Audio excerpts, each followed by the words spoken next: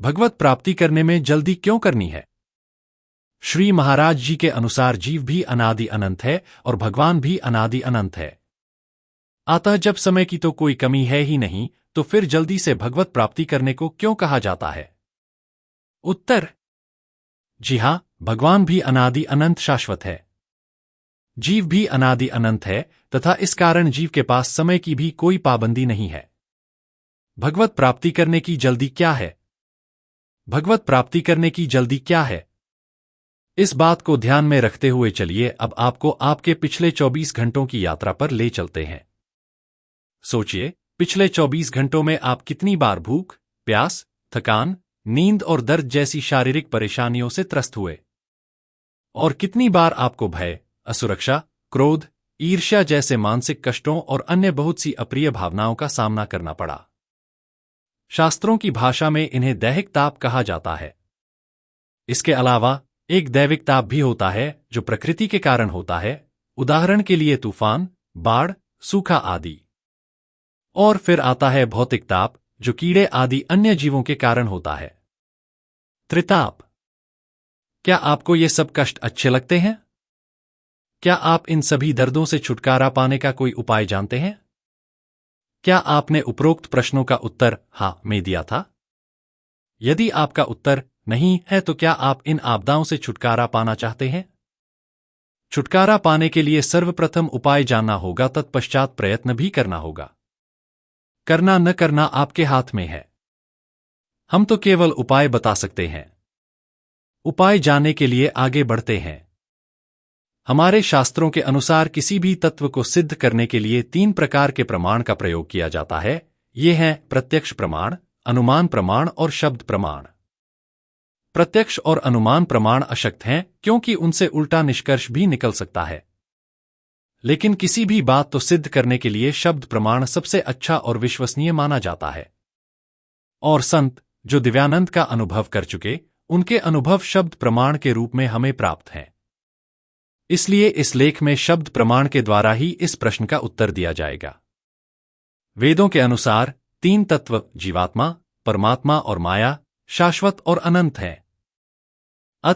यह भी सत्य है कि जीव और भगवान चेतन है।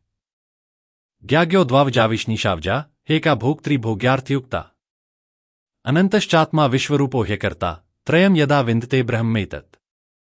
तथापि मनुष्य को सर्वथा इसी जीवनकाल में अपने लक्ष्य को प्राप्त करने के लिए प्रोत्साहित किया जाता है और वह भी जल्द से जल्द करने के लिए कहा जाता है। इश्चिद्वेदित सत्यमस्ति न चेदिहावेदीन महति विनष्टि। अरे मनुष्यों, इसी मानवदेह में ईश्वर को जान लो, अन्यथा महान हानि हो जाएगी। वो महान हानि क्या हो सकती है? उत्तर: इश्चिदशकद्बोद्धु प्राक्शरीरस्य विसरसन ततः सर्गेषु लोकेषु शरीरत्वाय कल्पते। कठोप: मानव देह पाकर यदि ईश्वर को नहीं जाना तो पुनः करोड़ों कल्पों तक 84 लाख योनियों में चक्कर लगाना होगा। उससे बड़ी कोई भूल न होगी। अतएव मानव देह का महत्व समझकर ईश्वर को प्राप्त करना ही जीवन का परम चरम लक्ष्य है। यह सुनकर कुछ लोग ये मानने को तैयार नहीं हैं कि अन्य जीव मानव योनि से निम्न कक्षा के हैं। बहुत से लोग आकाश में उड़ते पक्षियों को देखकर सोचते हैं कि काश मैं भी एक पक्षी होता तो मैं भी स्वतंत्र होकर आसमान में उड़ सकता था। विचार कीजिए, ये पक्षी बाज और चील जैसे अन्य पक्षियों के शिकार हो जाते हैं। उनकी सुरक्षा के लिए कोई पुलिस या न्यायपालिका नहीं है। हम में से अधिकांश लोगों की तरह आंधी तूफान में सर ढकने के लिए कोई छत नहीं है। पेड़ पौधों के जीवन को देखिए, कैसे वे मौसम को बर्दाश्त करते हैं। बर्फ के तूफान, सूखे या बाढ़ में मनुष्य सुरक्षित स्थान पर जा सकता है, लेकिन एक पेड़ असहाय होकर उसी जगह खड़ा रहता है। क्या आप यह समझने के बाद भी युगों तक लाचार पौधों और जानवरों की योनियों में जीना चाहेंगे? क्या आप यह समझने के बाद भी युगों तक लाचार पौधों और जानवरों की योनियों में जीना चाहेंगे? ये 2 वेद मंत्र कुछ महत्वपूर्ण जानकारी देते हैं। 1. जीवन का एक अनिवार्य लक्ष्य है जिसे प्राप्त किए बिना नहीं रह सकते। 2. वह मानव योनि में ही प्राप्त किया जा सकता है। 3. मानव देह क्षणभंगुर है। 4. मृत्यु का समय किसी को नहीं पता। यद्यपि आत्मा शाश्वत है, भगवान कृष्ण गीता में कहते हैं, न जायते म्रियते वा कदाचिनायं भूत्वा भविता वा न भूय। अजो नित्य शाश्वतोयम पुराणो न हन्यते हन्यमाने शरीरे 2:20। आत्मा का न तो कभी जन्म होता है न ही मृत्यु होती है। आत्मा अजन्मा, शाश्वत, अविनाशी और चिरनूतन है। शरीर का विनाश होने पर भी इसका विनाश नहीं होता। तो हम यह समझ सकते हैं कि शरीर क्षणिक है और मृत्यु कभी भी आ सकती है। इसलिए हमें अपने एकमात्र लक्ष्य अनंत अप्रमेय दिव्यानंद प्राप्ति को इसी जीवन में पाना होगा, क्योंकि केवल मानव शरीर में हम ये कर सकते हैं। अन्य किसी भी योनि को यह अधिकार नहीं दिया गया है, चाहे स्वर्ग के देवता ही क्यों न हो। मनुष्य शरीर देव दुर्लभ है।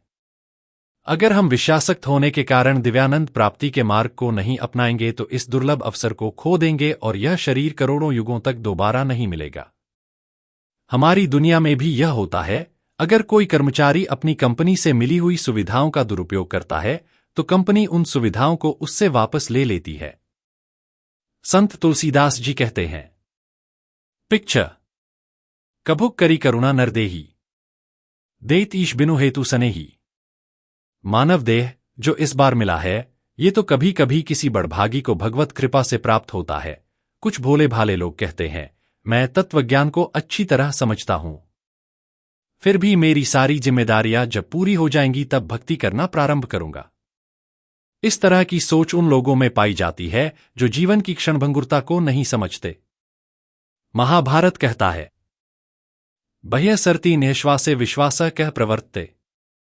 जो सांस बाहर निकल गई उसका क्या विश्वास कि वो पुनः अंदर आएगी।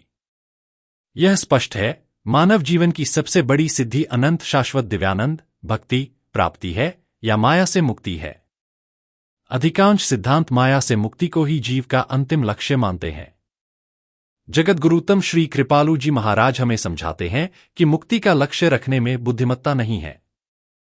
मुक्ति से दुहक निवृत्ति तो हो जाएगी, लेकिन आनंद प्राप्ति नहीं होगी। मुक्ति पाने का लक्ष्य रखने वाले साधक साकार भगवान में विश्वास नहीं करते तो वे निराकार ब्रह्मा की उपासना करते हैं। इसलिए जब उनकी माया निवृत्ति होती है तो वे अपने भौतिक शरीर से भी हमेशा के लिए मुक्त हो जाते हैं, जिसमें इंद्रिया, मन और बुद्धि सम्मिलित हैं। शुद्ध आत्मा परात्पर ब्रह्मा में लीन हो जाती है। भगवान आनंद सिंधु हैं। मुक्त आत्मा सदा आनंद सिंधु में निवास करता है, लेकिन वो साकार भगवान के निरंतर बढ़ते हुए आनंद का अनुभव नहीं कर पाता, क्योंकि वह स्वयं आनंद बन गया। भोक्ता और भोग्य के द्वैत का आनंद अनुपमेय है। एक मुक्त आत्मा इस आनंद को हमेशा के लिए खो देता है। साकार भगवान यानी भगवान का मानव रूप में अवतार अनंत सौंदर्य, कांति, कोमलता, रस, माधुर्य और अनंत दिव्य प्रेम रस संपन्न है। उनके अनंत गुण और अनंत रसमय लीलाएं हैं। भगवान के सारे अवतारों में स्वयं परब्रह्म भगवान का अवतार, जो एक कल्प 432,000,000 वर्ष में एक बार होता है, सर्वश्रेष्ठ है, क्योंकि इसमें अत्यंत आकर्षक लीलाएं, अत्यंत सुंदरता, प्रबल प्रेम एवं मुरली माधुरी से ओतप्रोत है। इसलिए भगवान कृष्ण की भक्ति जीव का सर्वोच्च लक्ष्य है। भक्ति नित्य है। यदि आप इस जीवन में 40% भक्ति पूरी कर लेते हैं तो आपको अगले मानव जीवन में केवल 60% अधिक भक्ति करनी होगी। इस प्रकार धीरे धीरे कुछ ही जन्मों में हम अपने अंतिम लक्ष्य को प्राप्त कर सकते हैं। अतः इसी जीवन में ही अपने लक्ष्य को पाने का दृढ़ संकल्प करना चाहिए, क्योंकि क्या पता आगे हमें कौन सा शरीर मिले और हमें कहां पैदा होना पड़े। वर्तमान काल हमारे हाथ में है। इस शरीर को छोड़ने के पहले घोर परिश्रम कर सुधार लेना चाहिए। आदि जगतगुरु शंकराचार्य कहते हैं, भगवान